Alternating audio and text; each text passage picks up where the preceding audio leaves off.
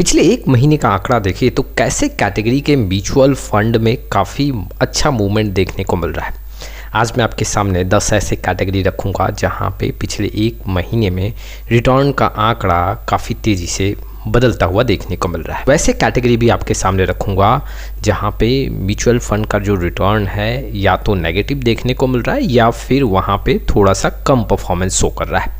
चलिए वीडियो का विश्लेषण स्टार्ट करते हैं, लेकिन उसके पहले कई ऐसे इन्वेस्टर हैं जिनको म्यूचुअल फंड पोर्टफोलियो रिव्यू और डिज़ाइन को लेकर प्रॉब्लम है। जी हाँ, डिस्क्रिप्शन बॉक्स में आए, डिटेल चेक करें और व्हाट्सअप नंबर के थ्रू हमारे साथ जुड़ सकते हैं।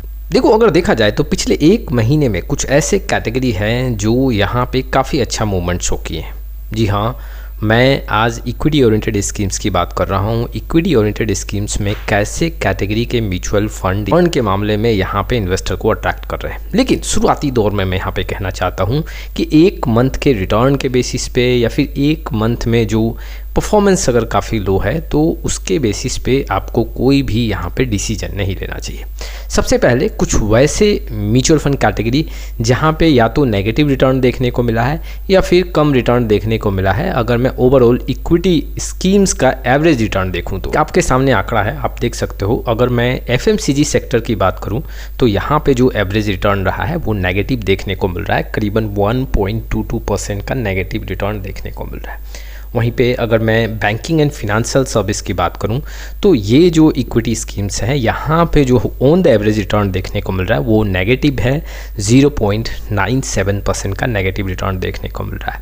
वैल्यू जो फंड्स हैं वहाँ पे 1.36% का एवरेज रिटर्न है। कॉन्ट्रा फंड का 1.37, जो एनर्जी सेक्टर है थीमेटिक्स है वहाँ पे 1.49, पीएसयू में 1.55, लार्ज कैप 1.62, डिविडेंड यील्ड में 1.85, थीमेटिक ईएसजी की बात करूँ तो 1.85 और यहाँ पे ईएलएसएस जो कैटेगरी है वहाँ पे ऑन द एवरेज 1.88% का रिटर्न देखने को मिल रहा है। पूरे इक्विटी स्कीम्स का अगर मैं यहाँ पे एवरेज देखूँ तो करीबन जो रिटर्न है पिछले एक महीने का जो रिटर्न का आंकड़ा देखने को मिल रहा है वो 2.83% के आसपास देखने को मिल रहा है। तो ऐसे जो फंड्स हैं, जो ऐसे कैटेगरी के फंड्स हैं वहाँ पे रिटर्न का आंकड़ा, जी हाँ, ओवरऑल इक्विटी का जो एवरेज रिटर्न है उससे कम देखने को मिला है पिछले एक महीने का जो आंकड़ा है। लेकिन कुछ वैसे फंड्स जहाँ पे रिटर्न का आंकड़ा काफ़ी इन्वेस्टर को अट्रैक्ट किया है। जैसे अगर मैं आपके सामने आंकड़ा रखूं तो ठीक देख सकते हो यहाँ पे सबसे ज़्यादा जो पैसा बनता हुआ देखने को मिल रहा है अगर कोई यहाँ पे कैटेगरी है तो वो है सेक्टरल टेक्नोलॉजी। जी हाँ, इक्विटी का 7.64% का रिटर्न है पिछले एक महीने का। अगर आप आंकड़ा देखोगे, दूसरे नंबर पे अगर हम देखें तो यहाँ पे जो ट्रांसपोर्टेशन थीमेटिक्स फंड्स हैं वहाँ पे ऑन द एवरेज जो रिटर्न है वो 7.55% का देखने को मिल रहा है। तीसरे नंबर पे देखोगे तो यहाँ पे थीमेटिक जो मैन्युफैक्चरिंग फंड्स हैं एवरेज रिटर्न है वो 4.59% का है। थीमेटिक जो इनोवेशन है वो 4.09% के रिटर्न के साथ देखने को मिल रहा है। वहीं पे अगर एमएनसी की बात करूं, थीमेटिक एमएनसी, तो वहाँ पे 3.90% का रिटर्न है। ठीक अगर मैं स्पेशल अपॉर्चुनिटी की बात करूं थीमेटिक्स तो यहाँ पे 3.84, यहाँ पे pharma and health care sector की बात करूं तो 3.73, यहाँ पे एक्टिव मोमेंटम जो थीमेटिक्स फंड्स है वहाँ पे 3.64, स्मॉल कैप 3.28 और थीमेटिक्स कंजम्पशन 3.11% के साथ देखने को मिल रहा है। अगर देखा जाए तो ये टॉप इक्विटी कैटेगरी हैं जहाँ पे पिछले एक महीने में सबसे ज़्यादा रिटर्न देखने को मिल रहा है।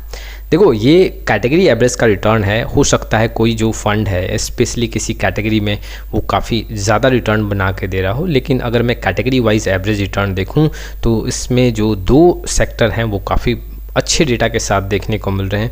एक अगर आप नोटिस करोगे तो जो आईटी सेक्टर है वहाँ पे आपको अच्छा रिटर्न देखने को मिल रहा है और दूसरा जो है आप ट्रांसपोर्टेशन सेक्टर का आंकड़ा देख सकते हो 7.55%। ये दो ऐसे सेक्टर हैं जो कैटेगरी हैं यहाँ पे रिटर्न काफ़ी अच्छा देखने को मिल रहा है और इन्वेस्टर को काफ़ी ज़्यादा के फंड से अट्रैक्ट भी कर रहे हैं। देखो, मैं साफ शब्दों में यहाँ कहना चाहता हूँ कि एक महीने, 2 महीने, 3 महीने के आंकड़ों के बेसिस पे आपको किसी म्यूचुअल फंड पे यहाँ पे फोकस नहीं करना चाहिए। किसी म्यूचुअल फंड कैटेगरी को अपने पोर्टफोलियो में ऐड नहीं करना चाहिए। हाँ, अगर आपने ऑलरेडी ऐसे कैटेगरी के फ़ंड को ऐड किया है तो वहाँ पे आपको SIP के थ्रू पार्टिसिपेट करना चाहिए। बहुत बड़ा लमसम यहाँ पे ऐड नहीं करना चाहिए। हो सकता है कि एक महीने में रिटर्न अच्छा बना, हो सकता है अगले महीने फिर से वही स्लो मूवमेंट देखने को मिले या फिर डाउन ट्रेंड वैसे कैटेगरी में देखने को मिले। तो कोई जल्दबाजी नहीं करना है। बहुत जल्दी ऐसे फंड्स के रिटर्न को देख के अट्रैक्ट होके आप यहाँ पे बहुत बड़ा लमसम इन्वेस्टमेंट ना करें। जी हाँ, टाइम टू टाइम यहाँ पे कैटेगरी में आपको रिटर्न का आंकड़ा थोड़ा सा अलग देखने को मिलेगा, लेकिन देखो ऐसे भी सेक्टर्स हैं, ऐसे भी कैटेगरी हैं जहाँ पे पिछले 2-3 साल से काफ़ी अच्छा मूवमेंट नहीं रहा, लेकिन अब आंकड़े बदलते हुए देखने को मिल रहे हैं। और कहीं ना कहीं अगर ऐसे सेक्टर और ऐसे थीम काफ़ी अच्छे चल रहे हैं तो आपके पोर्टफोलियो में अगर आपने डाइवर्सिफिकेशन के साथ या फिर मार्केट कैप का डाइवर्सिफिकेशन कंसीडर किया होगा तो वहाँ पे आपको ऐसे सेक्टर का बेनिफिट मिलेगा। ऑलरेडी आपके पोर्टफोलियो में ऐसे सेक्टर के कुछ ना कुछ एलोकेशन देखने को मिलेंगे जो आपके म्यूचुअल फंड पोर्टफोलियो को काफ़ी सपोर्ट करेंगे। तो ये कुछ इन्फॉर्मेशंस थे जो इन्वेस्टर के लिए इंपॉर्टेंट थे। आपका क्या रहा है इस वीडियो को लेके कमेंट बॉक्स में जरूर आए। फिर मिलेंगे एक नए वीडियो के साथ, तब तक के लिए जय हिंद, जय भारत।